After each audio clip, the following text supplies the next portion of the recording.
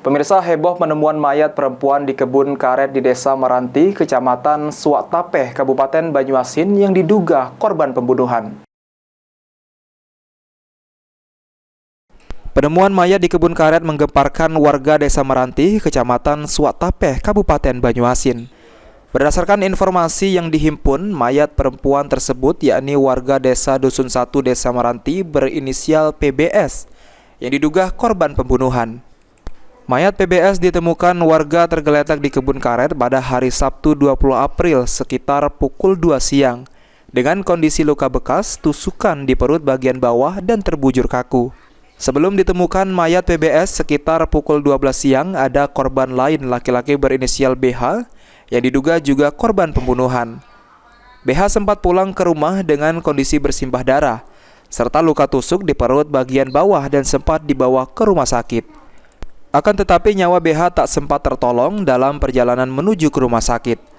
Kasat Reskrim Polres Banyuasin AKP Teguh Prasetyo membenarkan bahwa memang ada 2 orang meninggal dunia warga Desa Meranti dalam keadaan luka tusuk. Pihak kepolisian Polsek dan Polres Banyuasin baru mendapatkan informasi dari warga pada pukul 2 siang.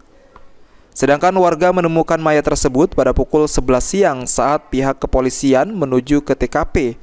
Mayat tersebut sudah dibawa oleh warga ke rumah duka. Sabtu tanggal 20 April 2024 itu sekira pukul 11 ada informasi dari warga bahwa ada penemuan orang meninggal dunia, 2 orang, yang mana 1 laki-laki 1 perempuan. Jadi Polsek sendiri diberi informasi itu pukul 2, sedangkan warga menemukan pukul 11. Jadi pada saat piket ke sana dengan Polsek dan Polres itu korban atau tubuh korban itu sudah dibawa ke rumah duka, sehingga itu juga menjadi salah satu kendala kami. TKP sudah tidak asli.